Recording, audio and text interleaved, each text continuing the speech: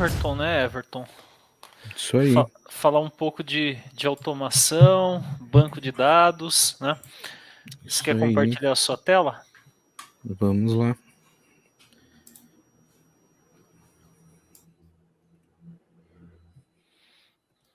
Ah, não, perdão, Everton, eu vou passar os slides, né? Eu tinha me enganado aqui, daí você já compartilha a tela. Só para o pessoal ver os serviços, ok? Ah, verdade, verdade. Leve vacilo. Não, tranquilo. Vamos lá agora falando um pouquinho sobre Azure Automation, né? Se você não conhece, é a plataforma de automação dentro do Azure, né? Ela é um serviço PaaS, né? Você consegue provisionar um servidor para realizar automações dentro do seu ambiente sem a necessidade de gerenciar esse recurso, né? O que é bacana nele, ele oferece o PowerShell DSC, né? No caso, o PowerShell DSC, o que ele vai fazer? Ele é o Desired State Configuration, né? Ele vai ficar responsável por garantir que as configurações específicas para os seus hosts estejam sempre em compliance com um arquivo de especificação. Então, você quer, por exemplo, que um serviço suba sempre na porta 8080, né, um serviço web. E você define isso dentro do seu script, né? Ele é basicamente um script PowerShell ali, só que ele é mais declarativo do que o PowerShell que a gente conhece hoje, que a gente tem que passar alguns parâmetros e valores e tal. Você consegue passar, especificar algumas tags, né? Ele parece muito com o arquivo JSON. Inclusive no evento que o Renato comentou sobre o Azure Tech Nights, eu falei sobre esse recurso em específico, mostrei como utilizá-lo, né? E aí você pode olhar lá como é que é a definição do script, né? A automação de processos com runbooks, né? Agora fazendo aí uma breve ligação com essa parte que é o que eu vou mostrar hoje, né? Que basicamente é o script PowerShell que você conhece, hospedado dentro do Azure, né? E a partir dali você consegue fazer a gestão do seu código, inclusive, né? Você consegue linkar ali sua conta de automação com um repositório Git, né? Então você consegue versionar isso de forma bem fácil, né? Gerenciamento de atualizações aí, tanto de Windows quanto de Linux, né? Na verdade, todos os itens que eu estou comentando aqui, eles são heterogêneos, né? Eles vão atender ambientes diversos. Você não precisa especificamente estar ligado à camada somente da Microsoft, né? Você pode utilizar servidores e até máquinas com sistemas operacionais open source aí, sem nenhum tipo de problema, né? Para fazer o gerenciamento on-premise, você precisa instalar um agente dentro do seu host. Ele é bem leve e ele é basicamente o mesmo agente que você vai utilizar ali para fazer também questão de coleta de métricas de segurança ali para os serviços de segurança do Azure. Tá? Então, muitas das coisas que você utiliza com um serviço especificamente servem, alguns conectores servem para mais de um serviço dentro do Azure, né? E aí a gente também tem a questão de recursos compartilhados, porque de fato você tem um host, né? Você não sabe aonde está executando esse script, né? De fato, se é um Windows Server 2012, por exemplo, ou se é um 2016, enfim, você não tem ciência do que é isso, né? Mas você consegue ter toda a questão de gerenciamento de módulos, armazenamento de credenciais, certificado digital, você também consegue criar alguns certificados digitais e armazenar dentro da sua conta de automação e distribuir isso dentro do seu parque de maneira bem simples e rápida, tá? Ele é um serviço interessante porque ele faz parte daqueles serviços que você consegue utilizar gratuitamente, né? Tem uma limitação de 500 horas por mês, mas 500 horas eu considero que é um número bem grande de para automação em si, né? Por exemplo, você consegue ter um custo muito baixo com a utilização desse serviço também, se por acaso excedeu esse número de horas, tá? Pode passar para o próximo, Renato, por favor. Beleza, storage accounts, né? Por que a gente vai conversar sobre storage account? Basicamente, na minha demonstração, eu vou mostrar como provisionar um banco de dados a partir de um arquivo Backpack, isso dentro do Azure Automation, tá? Mas o serviço de storage do Azure é um serviço que você não pode deixar passar em branco, porque ele te oferece N possibilidades, né? Ele te oferece questão de blob storage, você consegue trabalhar com filas, trabalhar com um banco de dados não relacional ali com o Azure Table Storage, então tem N possibilidades, é um serviço importante, né? A questão aqui do recomendável do uso do Storage V2 é porque esse nível de serviço vai te viabilizar esses tipos de armazenamento, né? Blob Storage, Tape Storage e Queue Storage, tá? Se por acaso você estiver desenvolvendo algum tipo de solução e quiser utilizar em modo de sandbox, você consegue fazer isso dentro da sua máquina, né? Então, por isso que tem o emulator ali para o Windows. Então, você consegue emular desde um banco não relacional, como Cosmos DB, e até uma conta de armazenamento. Só que assim, lembrando que, como você tem um recurso limitado ali dentro da sua máquina, não abuse muito desse recurso. É um recurso para desenvolvimento, não é um recurso para ambientes produtivos, por exemplo. Tá? Ali, o próximo tópico, a gente tem o Microsoft Azure Storage Explorer, né?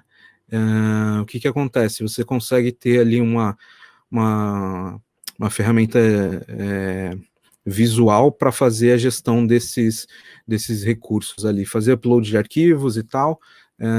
Ele usa por baixo ali dos panos o AZCOP, né, que é basicamente um Robocop ali pro Azure, né? E esse último tópico é referente à possibilidade de você conseguir. O Milton mostrou a questão do web app lá, né?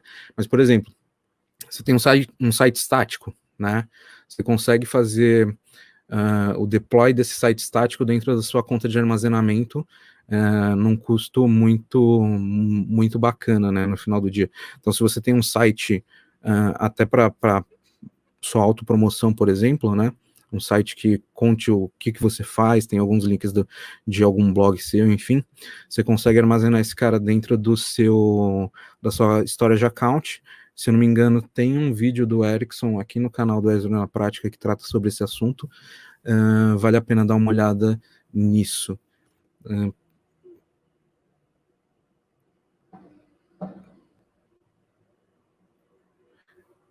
Avança aqui para o próximo slide já?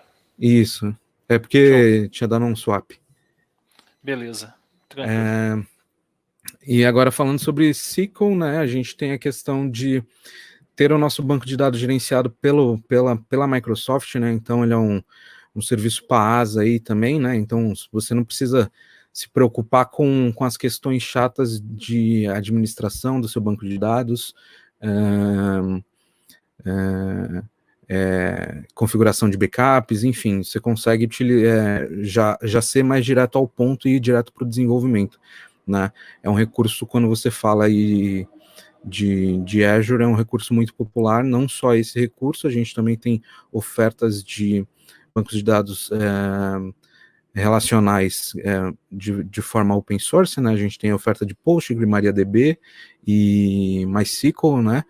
Mas é um serviço que a gente não poderia deixar de falar pelo fato de ser muito fácil a gestão dele e o uso, né? Porque a gente consegue provisionar de maneira bem fácil e rápida um Azure SQL Server, tá? Ele tem algumas diferenças ali de sintaxe do SQL Server que você conhece hoje, mas não é nada que vai acabar afetando no seu dia a dia, tá? Modelo de pagamento, a gente tem a questão de DTU, né? Então, existem alguns níveis e alguns planos de serviço que é bom você dar uma olhada para entender em qual cenário você consegue utilizar e em qual se encaixa melhor dentro da sua empresa, beleza? Agora a gente vai por exemplo prático aí, né? Vou mostrar basicamente o que é um runbook, né? E quais as formas de disparo que você tem para esse recurso. Vou explicar ali um pouquinho o script PowerShell também que foi desenvolvido e o que ele está fazendo e como. Beleza? Eu acho que eu já estou exibindo aí, né, Renato? Eu vou adicionar a sua tela. Deixa eu tirar essa aqui que eu compartilhei, a tela dos slides. Deixa eu pegar aqui a sua tela.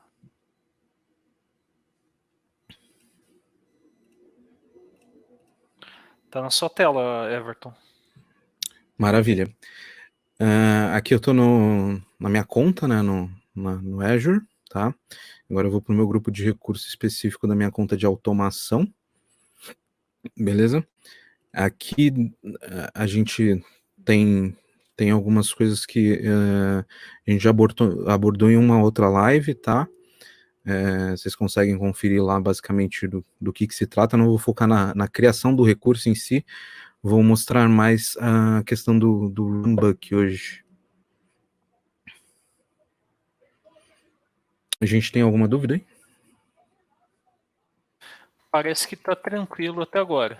Beleza. Não sei se isso é bom ou ruim, né? Mas se alguém tiver alguma questão aí, pode mandar aí sem problema. Aqui eu tô entrando no meu runbook especificamente, tá? Eu vou entrar aqui no modo de edição dele. Aqui é equivalente a um script PowerShell que você tem aí na sua máquina, né? Ele tem esse padrãozinho quando você quer passar parâmetros a partir da linha de comando, né? Então, aqui eu consigo, por exemplo, se eu tivesse no C da minha máquina aqui, eu conseguiria especificar esses parâmetros aqui na linha de comando, né? Não precisaria estar de fato ali editando o script, né? Seria uma premissa aqui, né, para execução, apesar de não ser um parâmetro obrigatório, né? Aqui vale a pena mostrar a questão dos semi-deletes, né, que eu comentei lá que a gente consegue trabalhar com módulos. Eu tenho o módulo do Azure importado dentro da minha conta de automação, né? E a partir desse momento ele me dá aqui todos os semi-deletes que eu consigo utilizar, né? Beleza. Aqui são os runbugs que eu tenho publicado na minha conta, né? Então eu consigo quebrar esse script em mais scripts, né? Teoricamente, e chamar eles a partir desse script em si. Então eu poderia quebrar esse script aqui em 3 ou 4, por exemplo. Mas eu prefiro criar dessa maneira aqui, até para a gente ter uma interação melhor, né? E aqui a questão dos ativos são variáveis globais que você pode definir para a sua conta de automação. Então, algum parâmetro que você tenha que sempre informar, né? Por exemplo, poderia ter uma variável aqui que pegasse a data corrente e setasse isso no output do script, por exemplo, tá? Consigo trabalhar com conexões, né? Credenciais, aqui a conexão especificamente é da minha conta de automação, né? Eu tenho que passar uma conta de automação que tenha acesso ao meu Azure, né? Através de Service Principal lá, e aí eu consigo, aí eu estou habilitado para fazer interação com a minha conta do Azure em si, né? As credenciais aqui é basicamente o que? Eu consigo especificar dentro do meu AD local lá uma conta que ela vai ser utilizada para automação, e aí eu consigo conectar o meu script dentro de um host on-premise e executar alguma ação dentro desse host ali com a devida autentificação, né? E aqui a questão de certificado, porque em alguns momentos a gente consegue trabalhar ali com certificados digitais também para garantir que de fato a automação está vindo do local onde eu determinei, né? Não é uma credencial que vazou por algum motivo. Então, eu consigo, em alguns cenários, obrigar a utilização de um certificado específico para me conectar a algum host. Beleza?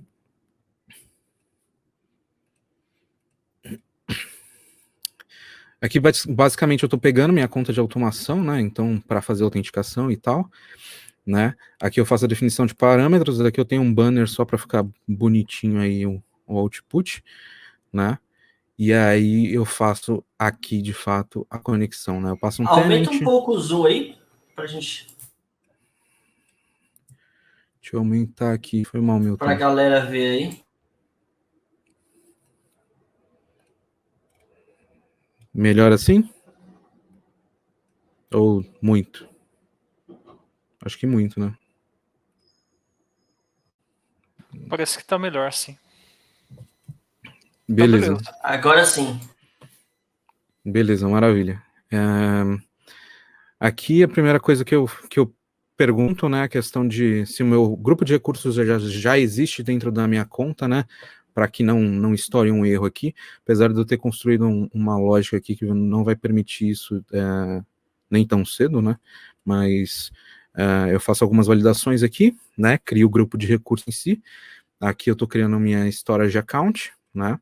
Isso daqui vai muito de encontro com o que o Milton tinha comentado sobre infraestrutura como código, né? Eu especifico um padrão e aí eu consigo replicar ele N vezes, né? Não tem a necessidade, por exemplo, ter uma pessoa específica para ficar interagindo no portal ali, criando ambientes de maneira repetitiva, né? Eu consigo fazer a especificação desse deploy dentro de um script e vai ser essa caixinha que vai ser entregue para N soluções dentro da sua empresa ou N clientes seus, né? E aí aqui, beleza, criei minha história de account, daí eu vou criar agora um container para armazenar ali os meus arquivos, né, meu Blob Storage em si. Aqui eu faço uma chamada externa, né, pro GitHub e faço o download ali do meu backpack, especificando o arquivo de definição do banco de dados, né? É uma estratégia muito comum aí quando você trabalha com versionamento dentro do banco também, né? E aí você consegue implementar isso de maneira simples dentro do Azure, tá? Aqui eu tenho a definição do Use Base Parsing, por conta do que o Invoke Web Request ele vai utilizar ali por baixo dos panos o yes, né?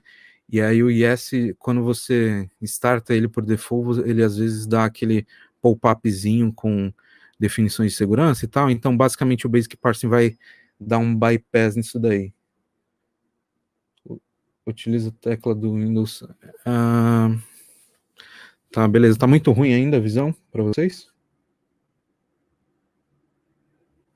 Hein, pessoal? Deixa eu conferir aqui. O meu aqui, pelo que parece, tá beleza. Tá legal pra mim. Pra mim tá bom. Tá, beleza.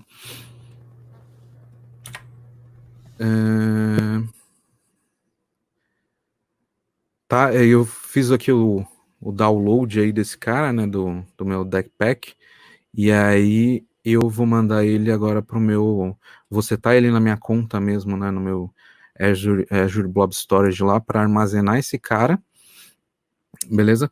Aqui eu tenho definições de password, tá? Aqui não é nenhum tipo de password complexo ou alguma coisa do tipo. Lembro que a gente poderia utilizar de maneira bem simples aqui a questão da credencial, então eu consigo manter isso de forma segura, que ninguém consiga acessar esse valor, né? E para acessar, você teria que fazer a alteração desse valor, né? Então, tipo, imagino que ninguém tenha aí um supercomputador na cabeça para conseguir gravar tantas senhas assim, né? E lógico que vai ter uma complexidade. Mas aqui a gente poderia estar utilizando também o Azure Key Vault sem nenhum tipo de problema, tá? Para fazer o armazenamento das suas credenciais aí. Mas aqui, para exemplificar para vocês, não tem nenhum problema utilizar dessa maneira. Beleza? Aqui eu uso uma técnica bem comum no PowerShell, que é a questão de criar hash tables para a gente definir os parâmetros, né? Então, eu estou definindo esse cara a partir desse retorno aqui, ó. A partir desse retorno, então ele vai executar esse comando, ele vai salvar nessa variável aqui quais são os parâmetros do meu grupo de recurso, né? Ele traz um objeto com N propriedades, e aí eu estou acessando essa propriedade resource group name a partir dessa variável aqui, beleza? Server name eu defino também com a mesma lógica que a gente definiu os outros recursos, tá? E, enfim, depois eu posso até disponibilizar para vocês a questão do script, tá? Aqui eu fiz um bem boladinho aí, mas eu vou remover, tá? Vou utilizar a variável ali e mostrar para vocês a utilização da variável dentro do script para fazer a definição. Beleza? Eu não salvar aqui. Aqui o que eu preciso definir? Eu preciso definir quais são os meus IPs, né, que estão habilitados a se conectar nesse banco de dados aqui, né? Por mais que eu tenha aqui a senha dele, eu tenho que ter também um IP que está registrado ali no meu firewall para conseguir acessar meu banco de dados. Então eu especifico essas regras aqui, né? E aqui em especial eu defino também que os IPs do Azure, eles também estão habilitados a se conectar dentro desse recurso e realizar alterações, beleza? Por quê? Porque senão eu não conseguiria fazer a importação do meu arquivo DECPACK, tá? Se você não tem essa especificação no seu firewall ali do SQL, você não vai conseguir fazer nenhuma alteração externa vinda do próprio aliás, nenhuma alteração vinda do próprio Azure, por exemplo, né? Então aqui, por exemplo, se eu usasse o Cloud Shell para executar esse script, se eu não tivesse essa especificação aqui, ele não ia deixar eu executar a minha alteração ali que eu quisesse fazer no meu banco de dados, por mais que eu tivesse credenciais válidas e outros parâmetros, beleza? Aqui nesse caso aqui eu estou definindo minha camada de serviço, né, de cobrança ali, né? Tem alguns tipos específicos, por exemplo, para aqui no caso de banco de dados, para definição de Data Warehouse, por exemplo, definições também de Data Lakes, né? Então existem camadas de planos de serviços específicos com DTUs específicas para utilizar em cada cenário, né?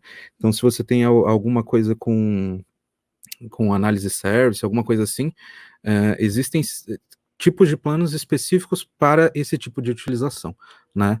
É importante que a gente não pule essas etapas de ler um pouco a documentação do recurso que a gente vai utilizar para entender qual o melhor cenário de utilização para um determinado plano de cobrança, né? Às vezes a economia que a gente acaba fazendo utilizando uma camada de um plano que não é indicado, a gente acaba pecando porque é um serviço que vai responder de forma ruim, e aí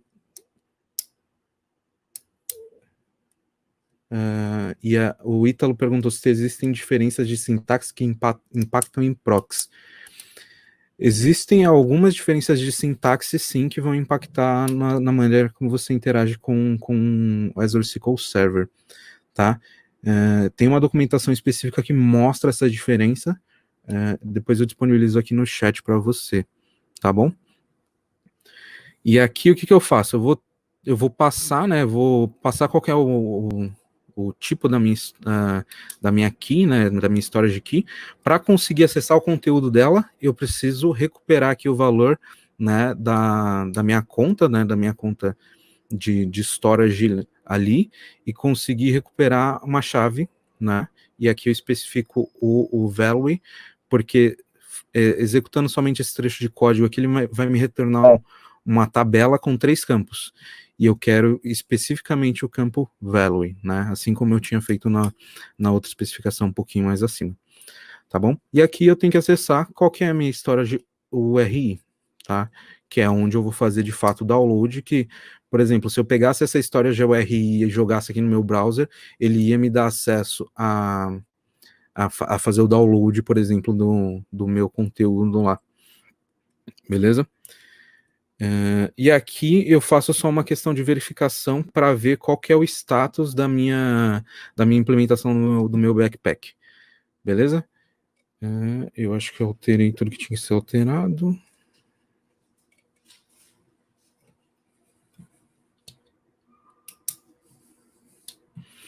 E aqui, para que as minhas alterações passem a valer, eu tenho que publicar esse cara aqui, ó. E aí ele vai sobrescrever a versão que está lá hoje, né? Eu espero que eu não tenha quebrado nada aqui, né? Tranquilo. E aí você vai me perguntar, cara, quais são as formas que eu tenho de disparar essa automação dentro do Azure, né? Eu consigo criar webhooks para fazer isso, então eu consigo dar poder ali para algumas pessoas conseguirem fazer deploys a partir de um webhook, né? A partir de uma URL e passar alguns parâmetros para fazer o deploy, tá? Assim como esse script espera alguns parâmetros. Só vou descobrir qual que é meu IP externo agora. Só um minutinho.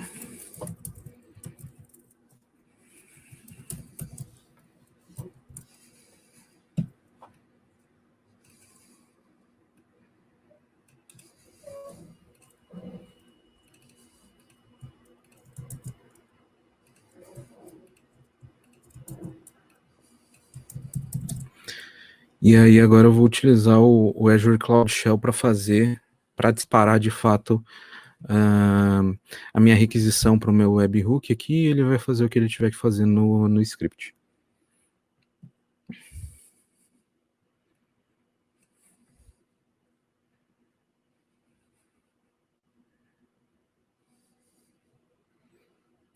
Só para mostrar aí um pouquinho, tá?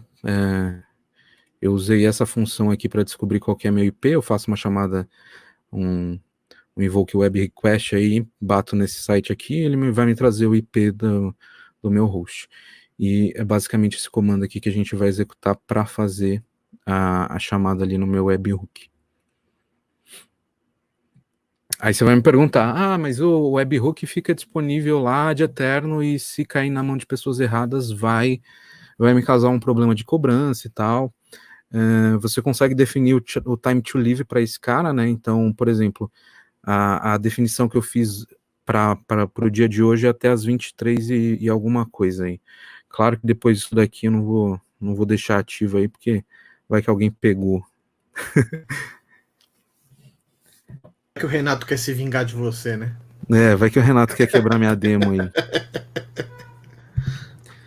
Aqui a gente percebe que foi bem rápido, né? Ele já me devolveu um ID aí do meu job. Beleza. Eu nunca faço isso, hein? Sacanear a demo do amigo, hein? Mas o povo faz com você, né, Renato? Pois é. Devia se vingar do Everton, Renato.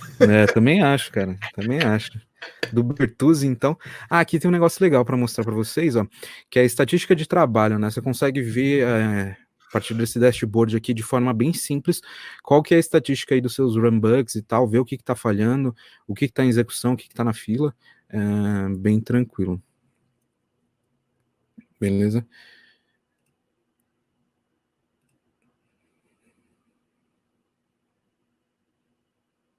A gente sabe que tem uma execução aqui, mas ó, se a gente quisesse descobrir, né, qual que foi o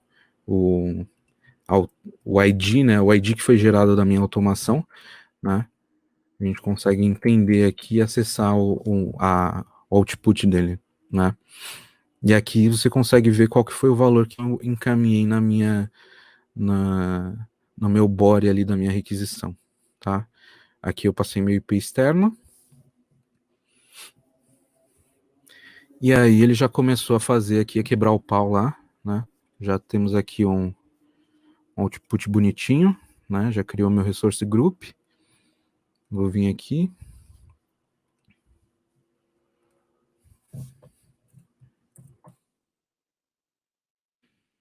Tá criando os recursos aí. Provavelmente ele já conseguiu criar o meu blob storage também. Beleza. E aqui ele já está fazendo o upload do arquivo backpack, beleza?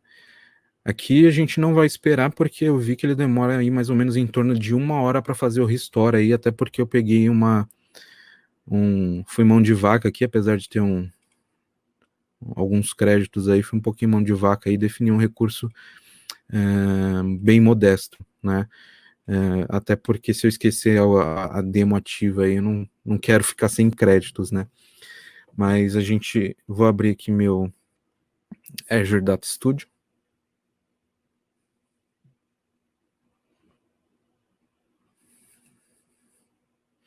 Aqui eu já tenho um criado. Aliás, um provisionado. Ó, por que ele deu esse pop-up aqui, né, especificamente? Porque meu IP externo foi alterado e eu preciso, de alguma forma, informar esse cara lá pro meu recurso, tá? Vou fazer a alteração aqui dentro do portal do Azure.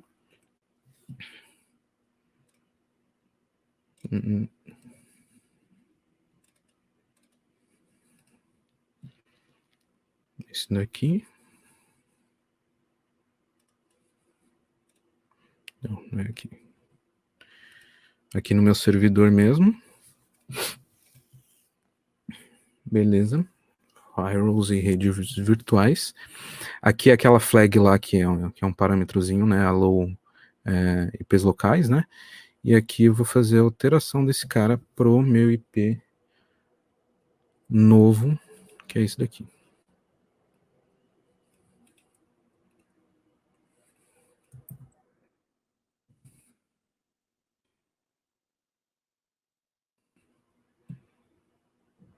Beleza, ele atualizou aqui a regra, né? E a partir de agora, eu teoricamente consigo me conectar no meu banco de dados. Beleza, ficou verdinho aqui. Aqui ele já aparece o status também. Não sei se vocês estão conseguindo ver numa qualidade decente. Deem um alô aí no chat aí, já que vocês não estão falando muito comigo. O pessoal só quer falar com o Milton mesmo. Então é rico, né, mano? Quem não quer falar com gente rica? Outro nível, né? Se você por acaso mexe mais com banco de dados, seria totalmente possível utilizar aqui o PowerShell para fazer o provisionamento desses recursos também.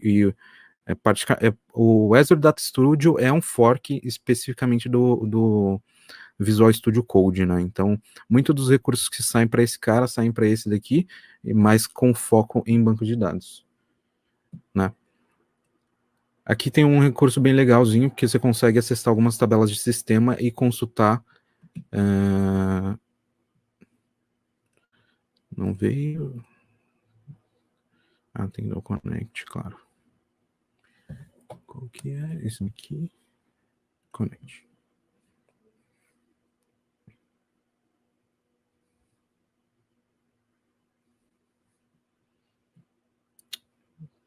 Valeu aí, Wilker. Obrigado mesmo.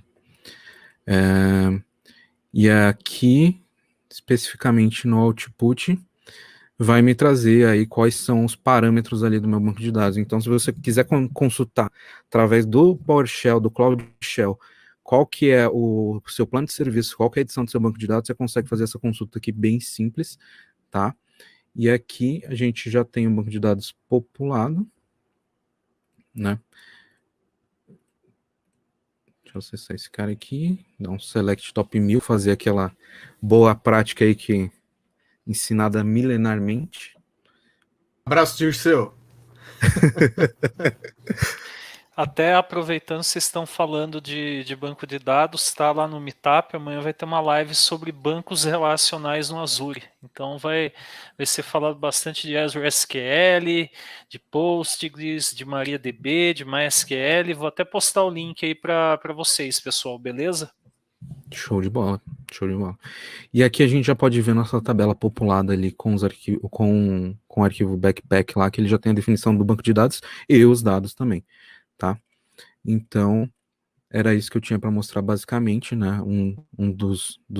Alguns serviços aí que vocês conseguem mesclar e conseguir provisionar aí de forma automática aí um ambiente aí de desenvolvimento, enfim.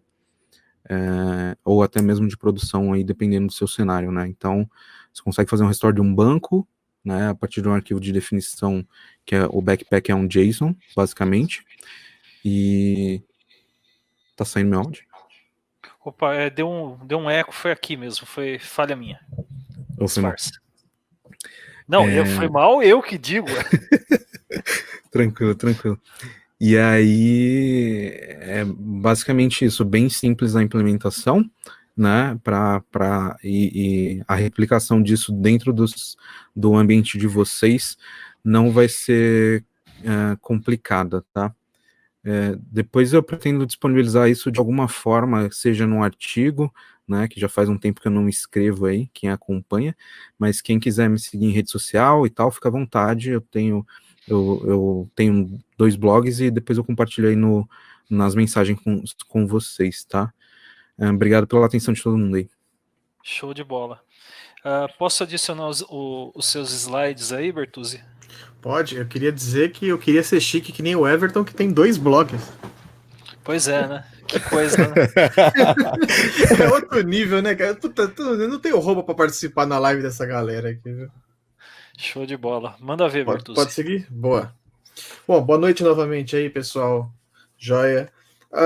Eu vou falar aqui com vocês de um serviço muito útil, principalmente para desenvolvedores mobile, que, assim, faz e não faz parte do Azure. Por hora ele fica numa plataforma separada, mas não deixa de ser do grande toolkit de nuvem da Microsoft, né? E eu acredito, assim, que é um serviço essencial que todo dev mobile deveria conhecer, assim, para trabalhar, independente se você trabalha com Xamarin da própria Microsoft, ou se você trabalha com iOS, Android, React Native e etc. O serviço que eu vou falar com vocês é o Visual Studio App Center, que, como diz assim, ele é um serviço integrado para resolver todos os problemas que a gente tem do nosso lado mobile. Então, ele trabalha com uma parte de build automática, ele tem análise de dados em tempo real, ele tem o que é mais importante disso daqui, relatório de falhas, ele tem a parte de integração contínua e testes em dispositivos reais. O que acontece? Quando você está trabalhando com aplicações web e tal, que você tem aquele seu controle, entre aspas, do servidor, você sabe que a aplicação deu um erro, eu vou conseguir ver esse erro aí, porque eu tenho o meu log, meu servidor de logs, fica meio que fácil para você resolver um problema.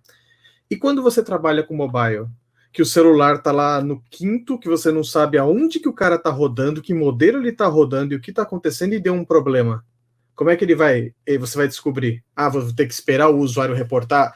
Vou ter que esperar o usuário dar 1 estrela na Play Store? Vou ficar com aquela mensagem bonita lá? Tô dando 4 estrelas, se o aplicativo for legal, eu coloco 5, né? Então, para essa parte que você não tem controle, o App Center ele vai nos auxiliar e nos ajudar a resolver esses problemas. Por quê? Porque ele vai me fornecer toda a informação de crashes e de análises do meu app em tempo real, e eu vou poder tratar esses problemas antes de uma negativação de um usuário qualquer e deixando sempre o meu aplicativo melhor para o pessoal que está em uso.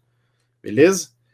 Então, Renato, eu vou compartilhar minha tela aqui para passar para o pessoal aqui as funcionalidades do App Center, beleza? Manda ver. Deixa eu colocar aqui a tela correta, que é essa aqui.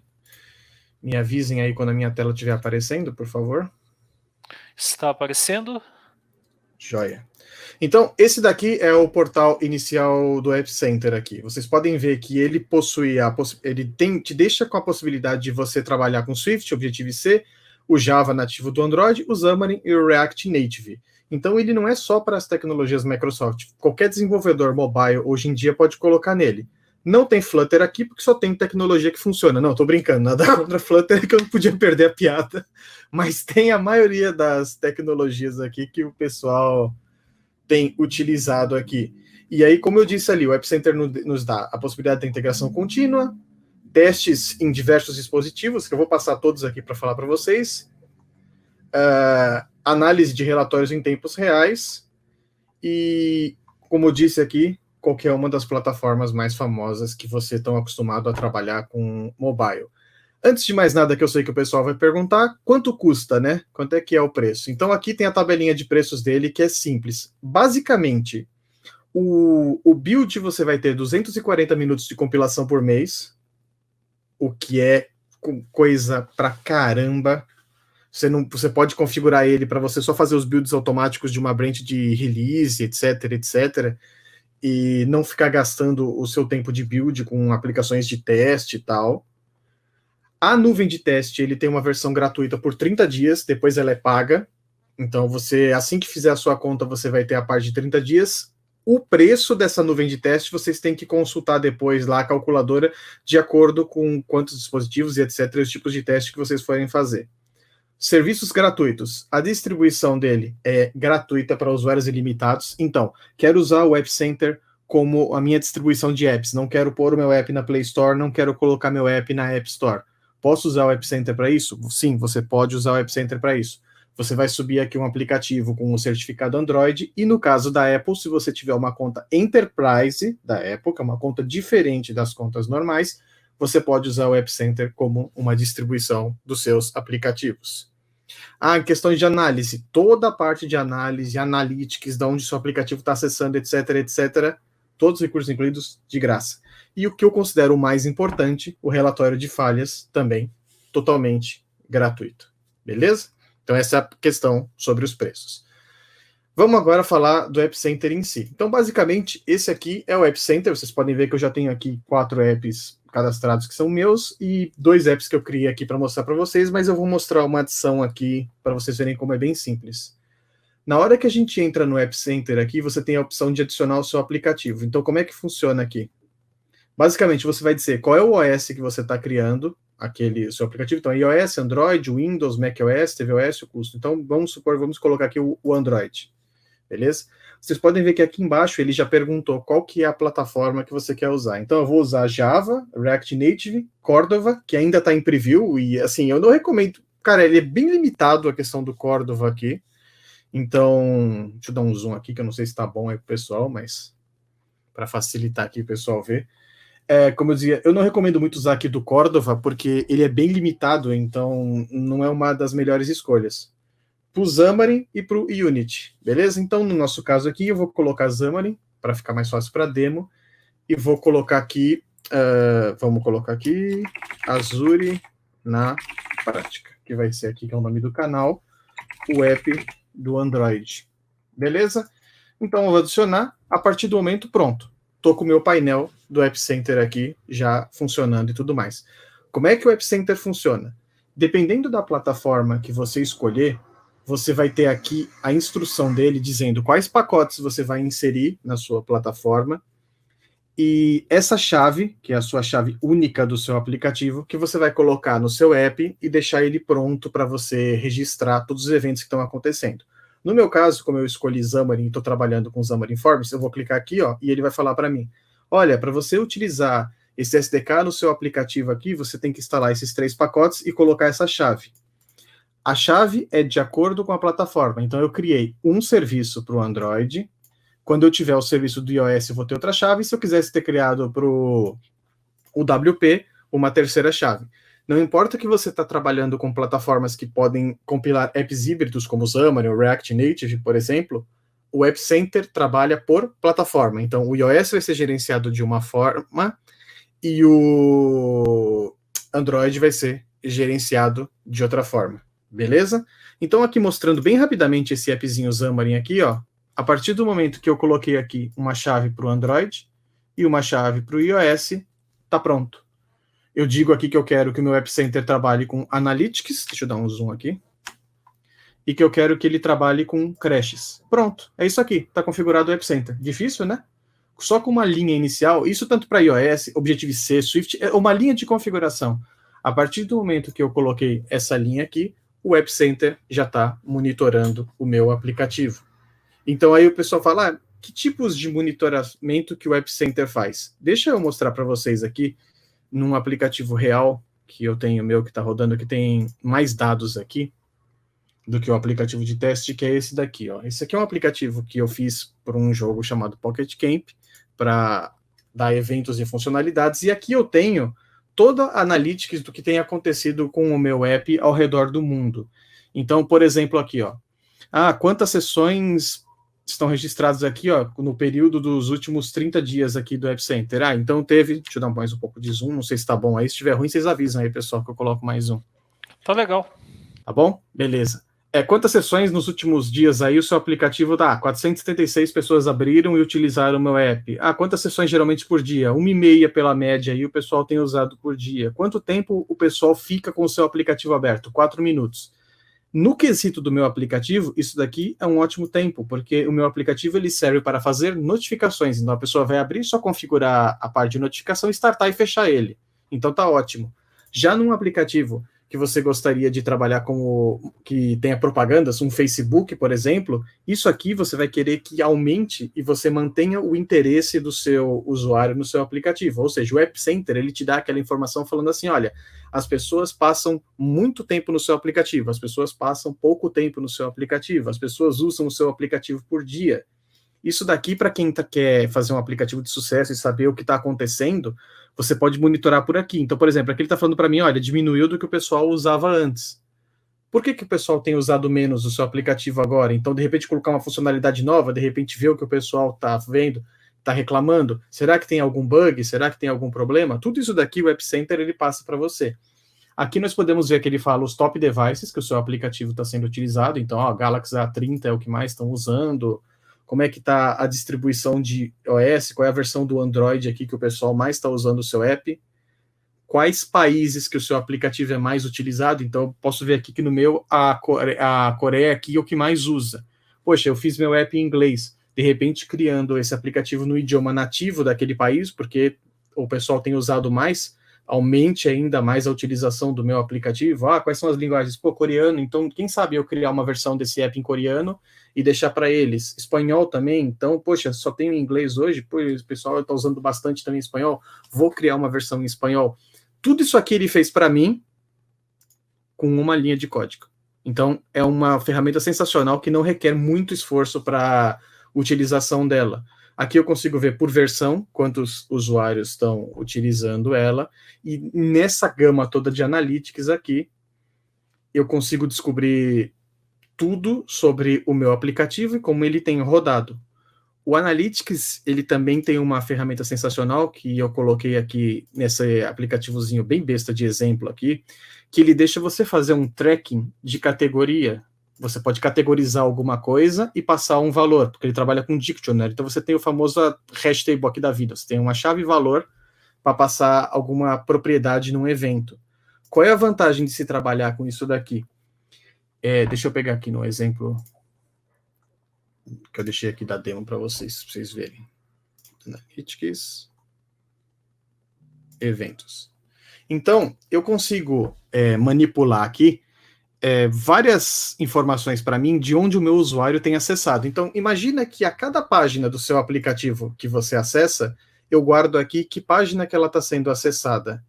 Que página que esse usuário acessou? Tá, ele acessou uma página aqui e pesquisou uma categoria música, por exemplo. Com isso aqui, eu consigo traquear, por exemplo, quais páginas do meu aplicativo o meu usuário estaria acessando mais. Eu consigo aqui, por exemplo, criar eventos traqueando quais categorias ele pesquisa mais. Eu consigo traquear quais funcionalidades do meu aplicativo o pessoal utiliza mais. Isso me dá métrica para ir sempre melhorando o meu app. Quais funcionalidades o pessoal quer, quais funcionalidades o pessoal não quer. Então, você abre aqui uma gama de diversas possibilidades. Eu vou dar um exemplo. A gente trabalhou com um aplicativo para a área de medicina e a gente podia usar o tracking aqui para determinar quais tipos de exames o pessoal procura mais. Por quê? Porque aí eu posso traquear para indicar para os meus usuários clínicas mais perto daqueles tipos de exame, melhorando sempre o meu app. Então, essa parte de eventos vocês podem usar muito bem nos seus aplicativos para guardar informações úteis que vocês vão poder usar como analytics. E, de novo, assim, são configurações muito simples. Eu vou colocar aqui propriedades ou não, e eu vou meter para o Analytics fazer um tracking de evento para mim. Beleza? Com essa gama aqui, tudo isso o App Center fornece para vocês de grátis. Beleza? Qual outra coisa do App Center é incrível? A parte de diagnósticos aqui, as ferramentas de crash. Essa aqui, para mim, é a melhor parte do App Center. Qualquer erro que der no seu app, a partir do momento que você colocou, volto a insistir aqui, só essa linha de código, o App Center vai traquear isso daqui para você. Então, aconteceu um erro em algum lugar do seu aplicativo, o aplicativo crashou. Quando o aplicativo abrir de volta, ele vai enviar para o App Center explicando. Então aqui, ó, eu simulei um erro bem simples, utilizando uma própria função do App Center, que é isso daqui, ó, gera um erro para mim, só para eu fazer um teste se você está funcionando aqui. Então, ele colocou para mim aqui, dizendo aqui, ó, onde é que aconteceu esse erro? Ó, aconteceu um erro no seu aplicativo aqui, tal, na linha tal, da página tal, e esse foi o erro que aconteceu. Aqui tem toda a stack trace do erro, e aí é possível eu posso tratar. Isso daqui, ele vai juntar, se estiver acontecendo em mais de um celular, tudo, ele vai agrupar tudo para vocês poderem utilizar depois. Agora a gente tem outra questão aqui. Qual é os reports o que ele mais traz de report? Quais que são os usuários afetados? Nos últimos 30 dias, esse erro aconteceu quantas vezes? Nos últimos 30 dias aconteceu bastante. Quais os devices afetados? No meu, como eu só testei em um, aconteceu aqui num device chamado Android 9, que é o modelo do meu emulador aqui. Qual a versão do OS mais afetada? O Android 9, etc, etc. Então, toda essa parte de erro aqui, ele vai deixar traqueado isso daqui para você, e você vai conseguir colocar, inclusive, anotações. Quero deixar uma anotação aqui para minha equipe, que vai resolver esse problema. Esse problema já foi resolvido, esse problema aqui, não, isso aqui eu já sei o que é, posso ignorar, tal, que eu não recomendo que ninguém faça, né? Acredito eu, né? Poucas situações podem ser ignoradas. Ou já resolvi esse problema e ele foi fechado. Quantas vezes deu? Aconteceu com um usuário, 2 vezes esse erro aqui. Então você tem aqui, ó, esse erro aconteceu 2 vezes, mas foi com um usuário só. De repente é um problema do aplicativo daquele usuário em específico. Enfim, a parte de erro é a parte mais importante, porque o celular pode ser do modelo X, está lá nos quintos infernos, e você não saber o que está acontecendo. Então, com o tratamento de erro, eu facilito a vida do desenvolvedor mobile 500.000 vezes. Beleza? Outra coisa legal, deixa eu tirar o zoom aqui para abrir para mostrar para vocês, é essa parte de build aqui. Então eu consigo fazer build dos meus apps de forma automática. Se vocês olharem aqui, eu coloquei o meu GitHub, mas eu consigo fazer aqui, ó, de uma forma bem rápida para não tomar muito tempo aí da apresentação. Deixa eu dar um refresh aqui. Tá aqui, ó, Azure na prática Android. Então, como é que eu configuro um build? Primeiro eu vou vir aqui e vou falar assim, aonde está o meu fonte? Tá no GitHub. Qual que é dos meus repositórios o fonte que o meu aplicativo tá? Eu criei aqui esse aplicativo de testes chamado TotsDev Xamarin Forms, que é para essa demonstração, e coloquei ele aqui. Legal, ele já achou qual é a branch que tem, só tem a master aqui, em homenagem ao Renato, só tem o da master e tá configurado aqui. Peraí, eu não fico ensinando umas práticas. Não, é só coisa rápida, né? É só a piada mesmo. Eu, inclusive, vou fazer na master também, Renato. Aí Agora, você vai alegar que você foi induzido pela minha pessoa. Não, jamais. Beleza, bondade sua. Aqui, na hora que eu clicar em configuração, deixa eu dar um pouco mais de zoom para vocês verem aqui. Por ser um projeto Android, ó, e Xamarin Forms, ele já tem a capacidade de identificar, você quer buildar o projeto Android. Nota que eu não especifiquei nada, eu só falei, no meu GitHub eu tenho um projeto Xamarin Forms Android e iOS, e esse aqui eu quero trabalhar com o Android. Então, qual que é a configuração que você quer fazer? Eu vou fazer uma configuração de release. Qual a versão do SDK do Android? Pode ser essa daqui que está aqui.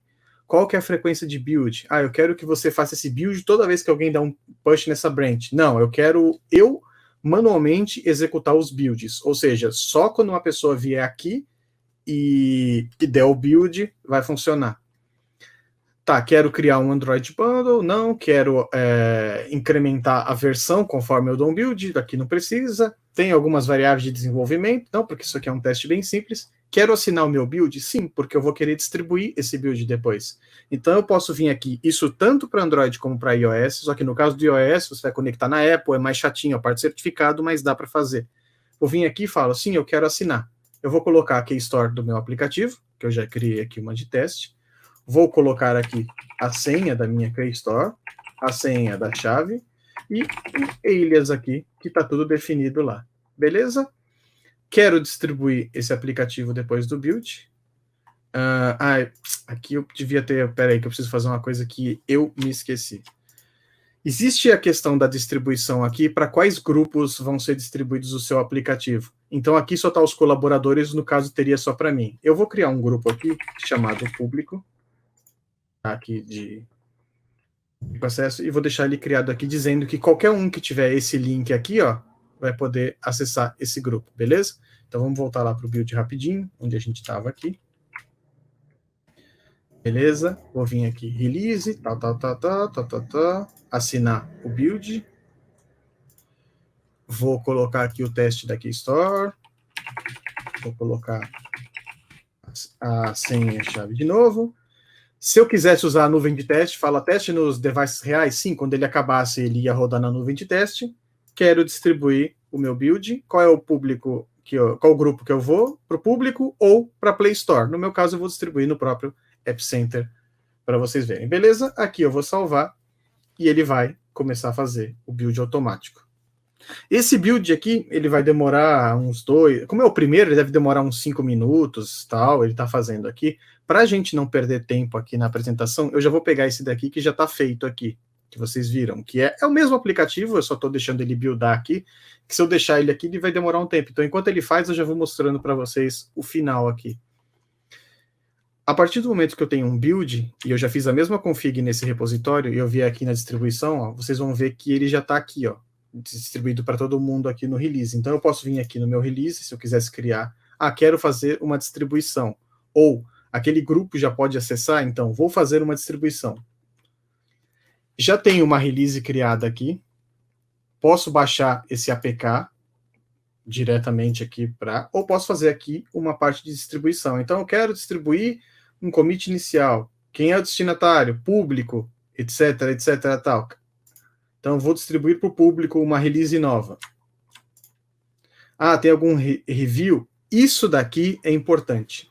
É possível configurar... Imagina que você está trabalhando com o seu aplicativo e você está usando o App Center para a distribuição do mesmo.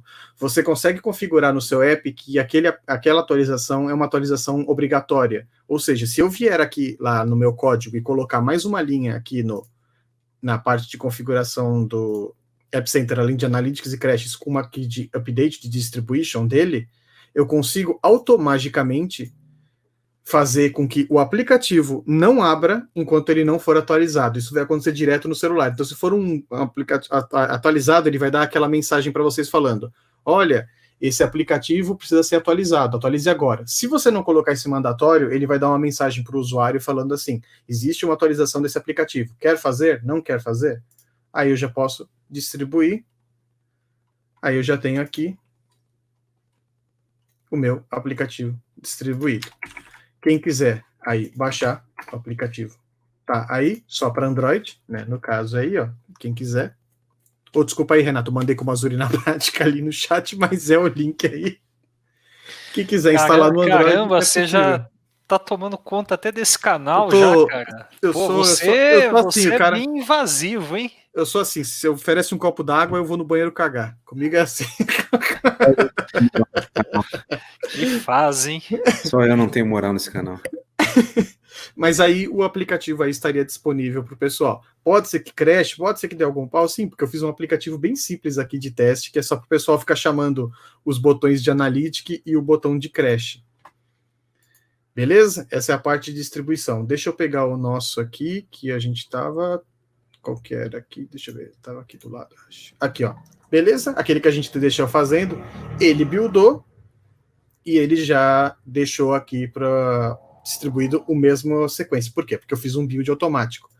Se eu vier aqui na parte de build, e aí eu vou vir aqui no meu aplicativo, que está aqui no meu GitHub, só para fechar, ó, vou comentar isso aqui. Beleza? Vou só dar um espacinho aqui, só para ele gerar uma modificação, e vou colocar assim, teste online, aqui no próprio GitHubzinho client, e vou comitar.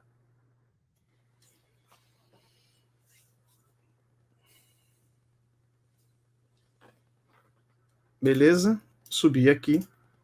E aqui, já ele vai pegar, que eu fiz um build, olha lá, ele já pegou, olha, fizeram um push na master, e ele vai começar a fazer o segundo build automático. Quando ele acabar o build, ele já vai estar aqui, ó, da mesma forma que no outro, um pacote público para distribuir para vocês. Então, eu tenho a ferramenta de diagnóstico, eu tenho as ferramentas de analytics, cujo eu posso colocar evento em qualquer um dos dois, e eu posso fazer testes e builds automáticos. Então, para mim, é uma solução completa. Eu recomendo para todo mundo, mesmo que não use Xamarin, usar o Web Center para a parte de mobile. Legal? Tem pergunta aí do pessoal? Não sei se alguém baixou o aplicativo para brincar e tentou instalar no Android. Tem uma do José Silva. Teria como ligar os reviews da Store ao Analytics? Então, o que acontece? Os reviews das stores, elas são tanto do Google quanto da Apple. Pode ser que você consiga alguma API e você integre tudo numa plataforma sua. O Web Center, ele tem API para tudo que você pode imaginar. Você consegue, inclusive, numa API, pegar os analytics, os erros, etc., e fazer toda essa configuração. Mas aí você teria que fazer. Hoje, aqui, direto dele, não tem. As reviews são relatórios das próprias plataformas. Se você for fazer uma distribuição dentro dentro do Visual Studio App Center, aí você vai ter aqui, você não vai ter essa parte de reviews, né? Mas quando você for trabalhar com as lojas, as reviews são das próprias plataformas. Mais alguma pergunta? Tem acho que mais uma aí, né? Para testar os apps de iPad e iOS, devemos usar o iOS mesmo? Então, se você olhar aqui, ó, na parte dele, por enquanto, você só vai ter a utilização do iOS. Então, sim, se você quer usar o app do iPad iOS, você vai fazer a mesma configuração do iOS, porque por trás a parte do Swift, ela vai ser igualzinha. Você quer ver se eu criar aqui por exemplo, aqui, ó, iOS Swift, só para mostrar para vocês. C e Swift para iOS aqui e tal. E eu criar um aplicativo novo, ó, ele vai falar, você está usando o Swift ou você está usando o Objective-C? Então, as mesmas configurações que eu tive lá para o Xamarin estão colocadas aqui em Swift. Então, você quer trabalhar com, você vai fazer com o pod da instalação, instalou, importa essas três plataformas, uma linha de código, tá feito. O App Center está funcionando. E sim, é a mesma configuração para o iPadOS e para o iOS. Beleza? Mais alguma dúvida aí, pessoal? Espero que não tenha ficado corrido assim. Foi bem um overview para dar a ideia de mais um serviço do Azure aqui para vocês, que é muito útil, principalmente para quem desenvolve mobile. Eu não sei se alguém baixou o aplicativo aí para brincar e instalou no Android, mas depois pode deixar aí que depois o que vocês clicarem lá de evento tal, tudo aqui, ele vai continuar mandando aqui para o nosso aqui do... O que eu mandei foi do Azure na prática, né?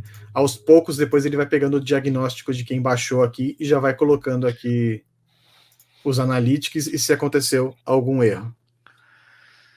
Beleza? Eu acho que é isso daí que eu tinha para passar para vocês de uma forma bem resumida. Se vocês quiserem saber mais a fundo do App Center, depois, mais para frente, a gente faz mais alguma live mostrando mais coisas dele rodando. Show? Show de bola.